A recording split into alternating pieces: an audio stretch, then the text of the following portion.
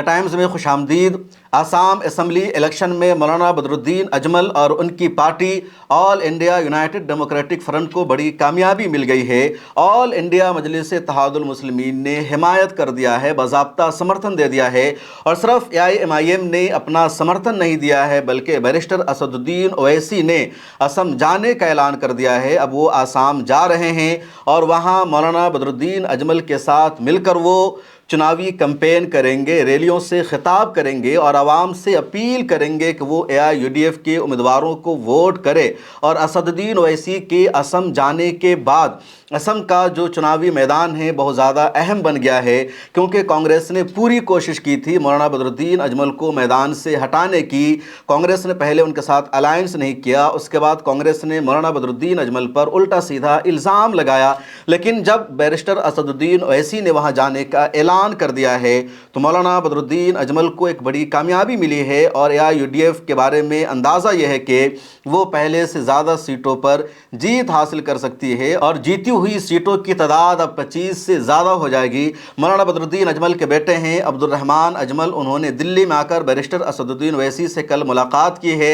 ملاقات کی تصویر اور ویڈیو کو بیرسٹر اسد الدین اویسی نے اپنے ٹویٹر ہینڈل پر شیئر کیا، اور انہوں نے لکھا کہ مولانا بدرالدین اجمل کے بیٹے عبد الرحمان اجمل سے دلی میں ملاقات ہوئی ہے، کئی مدعوں پر ان سے بات چیت ہوئی۔ فون پر بھی اسد الدین اویسی نے مولانا بدرالدین اجمل سے بات چیت کی، اور اس کے بعد انہوں نے کہا کہ وہ اسم جا رہے ہیں 2 اور 3 اپریل کو، اور اسم میں مختلف چناوی ریلیوں سے وہ خطاب کریں گے، جنتا کے بیچ جائیں گے۔ آج سے ٹھیک 3 مہینہ پہلے مولانا بدرالدین اجمل نے ایک بیان دیا تھا اور کہا تھا کہ وہ اسد الدین اویسی کے ساتھ الائنس کریں گے اور مل کر اسم میں چناؤ لڑیں گے۔ اس کے بعد مولانا بدرالدین اجمل نے اسد الدین اویسی کو دعوت بھیجی اور کہا کہ آپ اپنی پارٹی کو اسم بھی لے کر کے آئیے، یہاں ضرورت ہے آپ کی۔ لیکن بیرسٹر اسد الدین اویسی صاحب نے باضابطہ اسم جانے سے انکار کر دیا، لیکن انہوں نے باضابطہ بدرالدین اجمل صاحب کا ساتھ دینے کا اعلان کر دیا ہے۔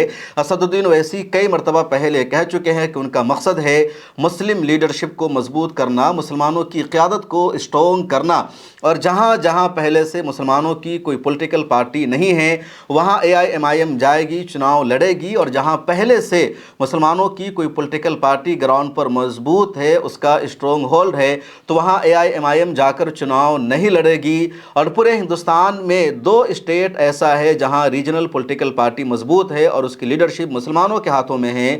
ایک کیرل ہے جہاں انڈین یونین مسلم لیگ مضبوط ہے، اور جو بھی سرکار بنتی ہے اس میں مسلم لیگ کا اہم ترین کردار ہوتا ہے، مسلم لیگ اس کا اتحاد کا ذریعہ بنتی ہے۔ اس وقت مسلم لیگ کا کیرل میں کانگریس کے ساتھ الائنس ہے، اور اندازہ یہ ہے کہ کیرل میں جو ابھی چناؤ ہو رہا ہے 9 اپریل کو، تو مسلم لیگ اور کانگریس کی سرکار بنے گی۔ کیرل کے بعد دوسرا اسٹیٹ ہے آسام، جہاں آل انڈیا یونائٹڈ ڈیموکریٹک فرنٹ وہاں کی تیسری سب سے بڑی پارٹی مانی جاتی ہے۔ پہلی پارٹی اسم کی اس وقت BJP ہے، دوسرے نمبر کی پارٹی کانگریس ہے، اور تیسرے نمبر کی پارٹی وہاں AIUDF ہے۔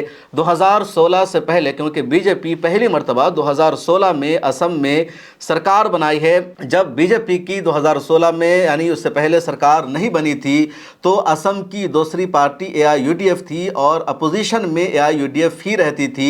2006 میں مولانا بدرالدین اجمل نے AIUDF کو بنایا تھا، اس سے پہلے کانگریس تھی، اور کانگریس نے جس طرح وہاں مسلمانوں پر ظلم ڈھایا تھا، مسلمانوں کا نام ڈی ووٹر میں رکھ دیا تھا، مسلمانوں کے لیے ڈیٹینشن سینٹر بنانا کانگریس نے اسم میں شروع کیا تھا، تو مسلمانوں میں کانگریس کے خلاف غصہ تھا، مسلمانوں میں ناراضگی تھی، اور مسلمانوں کے پاس کوئی آپشن بھی نہیں تھا۔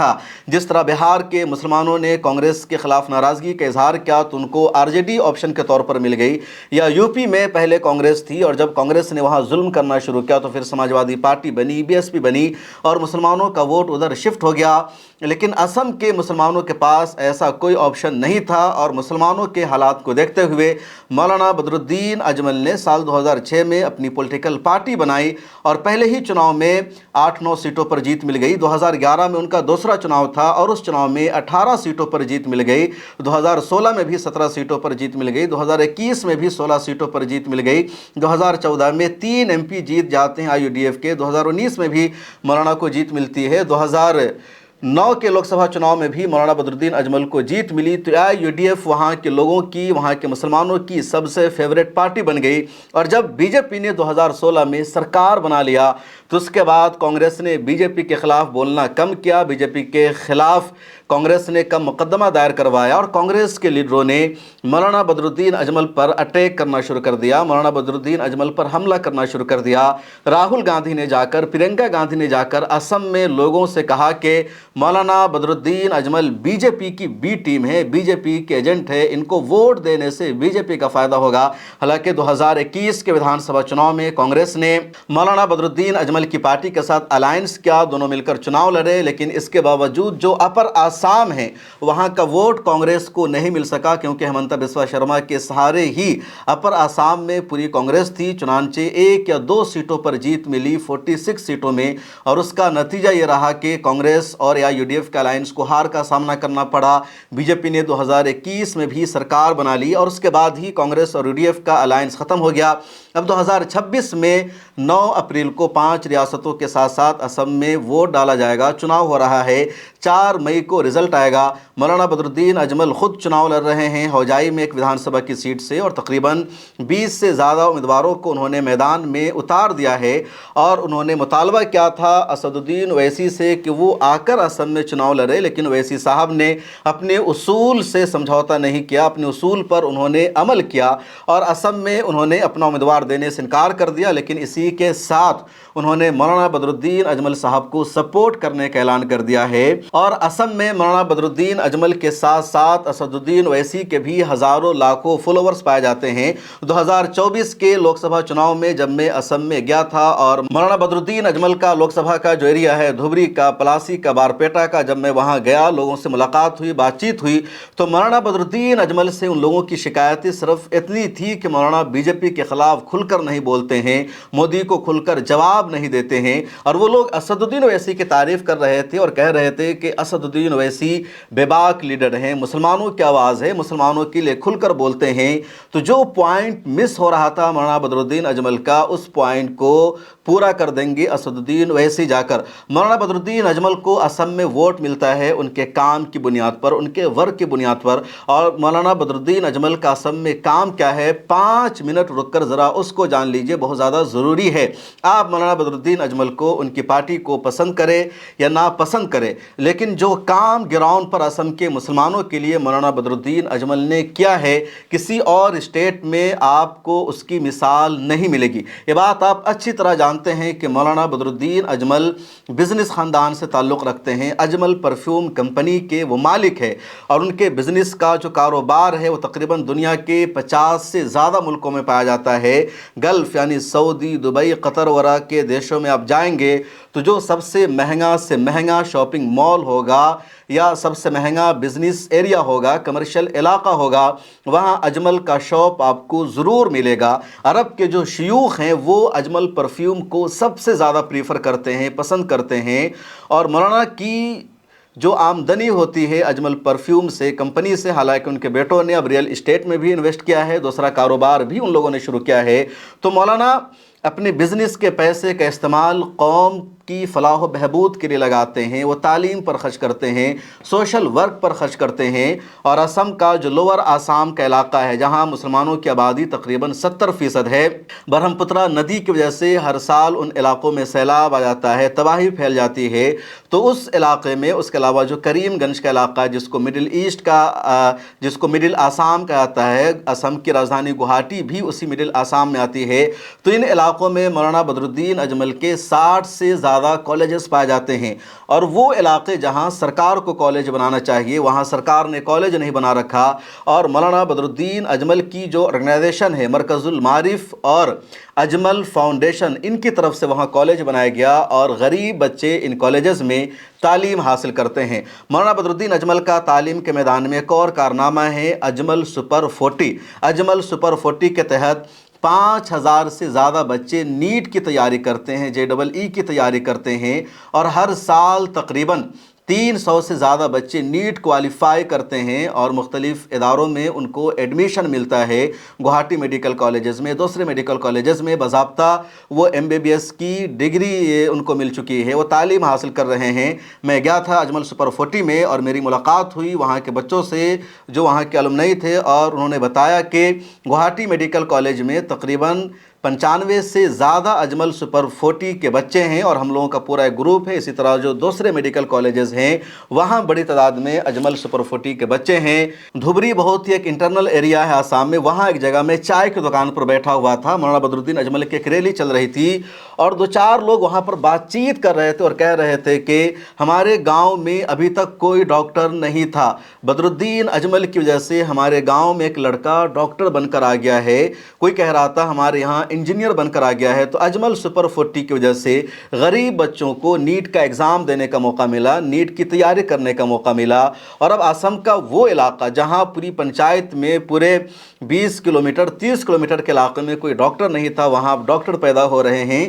یہ مولانا بدرالدین اجمل کا کارنامہ ہے۔ اس کے علاوہ مولانا بدرالدین اجمل کی نگرانی میں تقریباً 100 سے زیادہ دینی مدرسے چلتے ہیں، انگلش میڈیم کے تقریباً 70 سے زیادہ اسکول چلتے ہیں۔ اجمل یونیورسٹی کے لیے مولانا بدرالدین اجمل نے پوری زمین لے رکھی ہے، لیکن سرکار کی طرف سے پرمیشن نہیں مل رہی ہے۔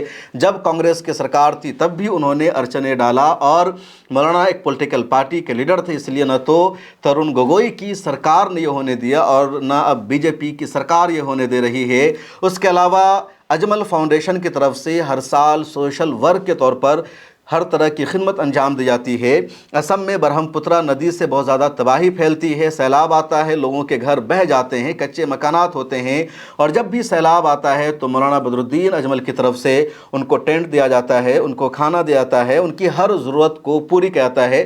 بہت سارے لوگ ہیں جو مختلف علاقوں سے نارتھ انڈیا سے جا کر کے وہاں ریلیف پہنچاتے ہیں، سوشل ورک کرتے ہیں، لیکن یہ سب جو کام ہوتا ہے سوشل میڈیا پر آپ کو نظر آتا ہوگا، جو بالکل اونٹ کے منہ میں زیرہ کے برابر ہوتا ہے، لیکن جو بڑا کام ہوتا ہے لاکھوں لوگوں تک ریلیف پہنچانا، وہ مولانا بدرالدین اجمل کا کام ہوتا ہے۔ اور ان کے کاموں کی وجہ سے ہی جو لوور آسام کی جنتا ہے مولانا بدرالدین اجمل کو ووٹ دیتی ہے، ان کو سپورٹ کرتی ہے، ان کے نمائندے کو جتاتی ہے، ورنہ میں خود اس بات کا قائل ہوں کہ مولانا بدرالدین اجمل اچھی تقریر کرنا نہیں جانتے، وہ دوسرے نیتاؤں کی طرح لوگوں کا ووٹ حاصل نہیں کر پاتے ہیں، ان کے اندر وہ اٹریکشن نہیں ہے، لیکن ان کا جو سوشل ورک ہے گراؤنڈ پر، ان کا جو کام ہے، اسی کام کے سہارے اسم کی جنتا ان کو ووٹ دیتی ہے۔ لیکن پچھلے دنوں میں جب یہ دور شروع ہوا کہ مودی کے خلاف کون کتنا اچھا بولتا ہے، کون کتنی اچھی تقریر کر لیتا ہے، کون مودی کی ہر بات کا جواب دیتا ہے، تو یہاں پر مولانا بدرالدین اجمل پھسل گئے، پیچھے رہ گئے،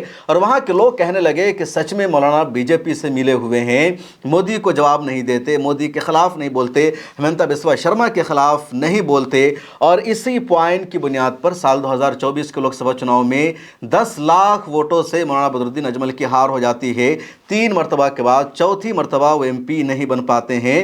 اب اسی لیے مولانا بدرالدین اجمل نے شاید محسوس کی کہ ہمارا گراؤنڈ پر کام ہے، سوشل ورک ہے، تعلیم کے میدان میں ہمارا کام ہے، لیکن ہمیں ایسا شخص بھی چاہیے جو حکومت کے خلاف بولنے والا ہو، جو مودی کو جواب دینے والا ہو، اور اس لیے مولانا بدرالدین اجمل نے اسد الدین اویسی کو بلایا۔ اسد الدین اویسی صاحب نے ان کی دعوت پر لبیک کہا، وہ اسم جا رہے ہیں، اور اب ان کے جانے کے بعد اسم کی جو سیاسی فضا ہے دوبارہ بدل جائے گی، اور بہار کی طرح سیکولر پارٹیوں کو یا کہہ لیجیے کانگریس کو زبردست نقصان کا سامنا کرنا پڑے گا۔ مولانا بدرالدین اجمل نے اس مرتبہ بھی کانگریس کو آفر دیا تھا اور کہا تھا کہ آؤ ہم دونوں مل کر چناؤ لڑتے ہیں، سرکار بناتے ہیں، لیکن کانگریس نے کہا کہ نہیں، ہم مسلم لیڈرشپ کو مضبوط نہیں ہونے دیں گے، بدرالدین اجمل کو آگے نہیں بڑھنے دیں گے۔ بدرالدین اجمل ہوتا کون ہے؟ پولیٹیکل پارٹی بنانے والا، چناؤ لڑنے والا، سیاست میں ہمارے ساتھ بیٹھنے والا، ایسا نہیں ہوگا۔ اور یہ ایٹیٹیوڈ ترون گگوئی کا تھا، اور یہی ایٹیٹیوڈ ترون گگوئی کے بیٹے گورو گگوئی کا ہے۔ راہل گاندھی چاہ رہے تھے الائنسو، جو مرکزی قیادت ہے کانگریس کی، انہوں نے ہمیشہ اشارہ دیا الائنس کر لو بدرالدین اجمل سے، لیکن اسم کی جو اسٹیٹ یونٹ ہے وہ کبھی الائنس نہیں کرتی۔ الائنس کے خلاف رپورٹ پیش کی جاتی ہے اور اس کا نتیجہ یہ ہے کہ اب AIMIM اور UDF مل کر اسم میں چناؤ پرچار کر رہی ہے، اور اس کا سب سے زیادہ جو نقصان ہوگا کانگریس کو ہوگا۔ اور کانگریس اگر چاہتی ہے کہ وہ سرکار بنائے، BJP کو اقتدار سے ہٹایا جائے، تو اب بھی موقع ہے بدرالدین اجمل صاحب کے ساتھ ہاتھ ملانے کا، سمجھوتا کرنے کا، لیکن کانگریس ایسا نہیں کر رہی ہے۔ اور کانگریس کا فوکس بھی مسلم علاقہ میں ہی ہے۔ مسلم علاقہ کے علاوہ جو ووٹ ہے وہ کانگریس کو نہیں مل پا رہا ہے اسم میں، جس طرح دوسرے علاقوں میں نہیں مل پا رہا ہے۔ بہار کا رزلٹ اٹھا کر دیکھ لیجئے، کانگریس کو جن 6 سیٹوں پر جیت ملی ہے ان میں سے 4 سیٹیں مسلم میجورٹی والی ہے، یعنی مسلمانوں کے ووٹ سے ہی وہاں جیت ملی ہے، اور 2 سیٹیں وہاں جیت ملی جو ریزرو سیٹ تھی، وہاں بھی مسلمانوں کا ووٹ ہی اہم کردار رہا۔ وہی حال آسام کا ہے۔ اسم کا سیاسی نقشہ آپ سمجھیے، اسم میں تقریباً 40% مسلمانوں کی آبادی ہے۔ 2011 کا جو سنسس ہے اس کے مطابق 34% مسلمانوں کی آبادی ہے، اور اب وہ تعداد تقریباً 40% ہو چکی ہے۔ اور جس اسٹیٹ میں 40% ووٹ ایک کمیونٹی کا ہو، کیا وہ کمیونٹی اپنی سرکار نہیں بنا سکتی، اپنے شخص کو اپنا وزیر اعظم نہیں بنا سکتی؟ لیکن اسم میں یہ نہیں ہو پاتا ہے، کانگریس نے ہمیشہ یوز کیا۔ اب اسم کو سیاسی طور پر 3 حصوں میں تقسیم کیا جاتا ہے، ایک اپر آسام، دوسرا مڈل آسام اور تیسرا لور آسام۔ اپر آسام کا جو علاقہ ہے وہ ڈبرو گڑھ کا علاقہ کہلاتا ہے، اور جو آسامیز ہیں وہ اپر آسام کو ہی اوریجنل آسام کا علاقہ مانتے ہیں، جہاں زیادہ تر برہمن لوگ پائے جاتے ہیں۔ وہاں ودھان سبھا کی 46 سیٹیں ہیں، اور اس میں مسلمانوں کی جو آبادی ہے صرف 4 سے 5% ہے، بقیہ نن مسلم کی پوری آبادی ہے۔ اور اسم کا چیف منسٹر ہمیشہ اپر آسام کا ہی ہوتا ہے، خواہ ہمنتا بسوا شرما چیف منسٹر ہو، یا اس سے پہلے اور BJP کا چیف منسٹر، یا پھر کانگریس کے جتنے چیف منسٹر رہے ہیں وہ سب اپر اسم کے ہی رہے ہیں۔ اب اپر آسام میں کانگریس کو سیٹیں نہیں مل پا رہی ہے۔ 40 سیٹوں میں سے پچھلے سال صرف 4 سیٹوں پر کانگریس کو جیت ملی۔ اس مرتبہ بھی اگر 30-35 سیٹوں پر کانگریس جیتے گی تب سرکار بن پائے گی، ورنہ نہیں بن پائے گی۔ اب دوسرا اسم کا علاقہ ہے مڈل آسام۔ مڈل آسام میں گوہاٹی آتا ہے، اور کریم گنج کا یہ پورا علاقہ آتا ہے جو بنگال سے ملا ہوا ہے۔ اس علاقہ میں تقریباً 55% مسلمانوں کا ووٹ ہے اور 45% نن مسلم ووٹ ہے۔ یہاں بھی مولانا بدرالدین اجمل کا اثر و رسوخ ہے۔ اب کانگریس کو اس علاقے میں جو مسلم میجورٹی علاقہ ہے وہیں سے ووٹ ملتا ہے، جو نن مسلم علاقہ ہے وہاں سے اس علاقے میں بھی کانگریس کو ووٹ نہیں مل پاتا۔ حالانکہ اس علاقے میں جو ہندوز ہیں وہ زیادہ تر بہاری بھاشا بولنے والے ہیں یا بنگالی ٹائپ کے ہندو ہیں، مسلمان بھی اسی طرح کے ہیں۔ اس کے بعد اسم کا جو تیسرا علاقہ ہے اس کو لور آسام کہا جاتا ہے۔ اس میں ڈبرو گڑھ ہے، بارپیٹا ہے، پلاسی ہے، اس طرح کے کئی سارے علاقے ہیں۔ 2-3 لوک سبھا کی یہاں پر سیٹ ہے۔ اب یہ جو علاقہ ہے بنگلہ دیش سے ملا ہوا ہے، برہم پترا ندی اس پورے علاقے کے بیچ میں ہے، سیلاب سے ہر سال یہاں تباہی پھیلتی ہے، اور اس علاقہ میں مسلمانوں کی پاپولیشن تقریباً 70% ہے، اور یہاں بھی ودھان سبھا کی جو ٹوٹل سیٹ ہے وہ 40 کے آس پاس ہے۔ اب اس علاقے میں مولانا بدرالدین اجمل کا سب سے زیادہ ووٹ ہے۔ اسی علاقے سے مولانا بدرالدین اجمل 3 مرتبہ MP رہے، ان کے بھائی بارپیٹا سے سراج الدین اجمل MP رہے، تو یہ مولانا کا پیور گڑھ ہے۔ اب کانگریس بھی آسام میں اسی علاقے میں ووٹ حاصل کرنے کی کوشش کرتی ہے۔ مولانا اجمل نے کہا کہ ہمارا علاقہ ہے، ہمارے پاس رہنے دو، وہاں سے تم جیتو، مل کر کے سرکار بنائیں گے۔ اب اپر آسام میں کانگریس کو ووٹ مل نہیں پاتا ہے، تو کانگریس بھی لوور آسام میں، اپر آسام میں کوشش کرتی ہے۔ مسلمانوں کو بھڑکا کر ووٹ لیا جاتا ہے کہ مولانا بدرالدین اجمل BJP سے ملے ہوئے ہیں، اسی لیے اسد الدین اویسی اب وہاں گئے ہیں، اور اس مرتبہ کانگریس کا جو ایجنڈا تھا وہ پورا نہیں ہو پائے گا، اور مولانا بدرالدین اجمل کی پارٹی کو مجھے لگتا ہے بڑی تعداد میں جیت ملنے والی ہے۔ اسم میں ودھان سبھا کی جو ٹوٹل سیٹ ہے وہ 126 ہے، اور سرکار بنانے کے لیے کم از کم 66 سیٹوں پر جیت حاصل کرنا ضروری ہے۔ میجورٹی کا جو آنکڑا ہے، فگر ہے، وہ 66 ہے، اور کانگریس کو اس نمبر تک پہنچنے کے لیے مولانا بدرالدین اجمل کا سہارا ہر حال میں لینا پڑے گا۔ اب کانگریس نے بڑی اور بھیانک غلطی تو کر دی ہے، لیکن وہاں کے عوام کی ذمہ داری ہے کہ وہ سوچ سمجھ کر ووٹ کرے۔ جہاں یا UDF کا نمائندہ جیت رہا ہو وہاں اس کو ووٹ کرے، جدھر کانگریس کا زیادہ غلبہ ہو ادھر اس کو ووٹ کرے، تاکہ BJP کی سرکار نہ بن سکے۔ لیکن کانگریس کا یہ جو ایجنڈا ہے مسلم لیڈرشپ کو ہمیشہ کنارے کرنا، نظر انداز کرنا، یہ سب سے زیادہ کانگریس کو نقصان پہنچاتا ہے۔ حالانکہ UDF نے، بدرالدین اجمل صاحب نے ہمیشہ کانگریس کو سپورٹ کیا ہے۔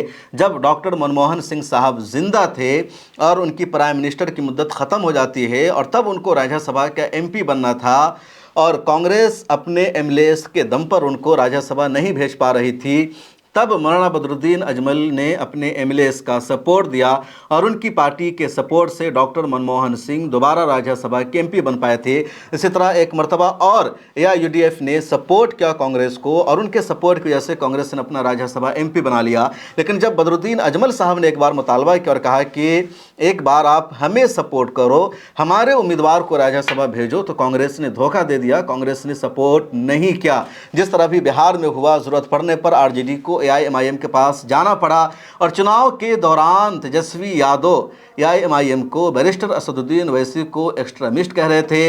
ادھر اسم میں بھی اسد الدین اویسی نے چناؤ لڑنے کا اعلان کر دیا ہے، ہمایوں کبیر کے ساتھ ان کا الائنس ہو گیا ہے، اور 192 سیٹوں پر اسد الدین اویسی اور ہمایوں کبیر دونوں مل کر چناؤ لڑ رہے ہیں۔ اور AIMIM کے اس فیصلے کی وجہ سے ممتا بنرجی کے لیے نئی مشکلیں پیدا ہو چکی ہیں۔ اس ویڈیو میں اتنا ہی۔ اگر آپ آسام سے تعلق رکھتے ہیں تو کمنٹ سیکشن میں لکھیے وہاں کی چناوی صورتحال کیا ہے، اس کے بارے میں بتائیے۔ جوائن کا بٹن آپ کو دکھ رہا ہوگا، اس پر کلک کر کے ممبرشپ لے لیجئے، یا ڈسکرپشن میں جائیے، ملت ٹائمز کی ویب سائٹ کا لنک ہے، اس پر کلک کیجئے اور ہماری منتھلی ممبرشپ سبسکرپشن لے لیجئے۔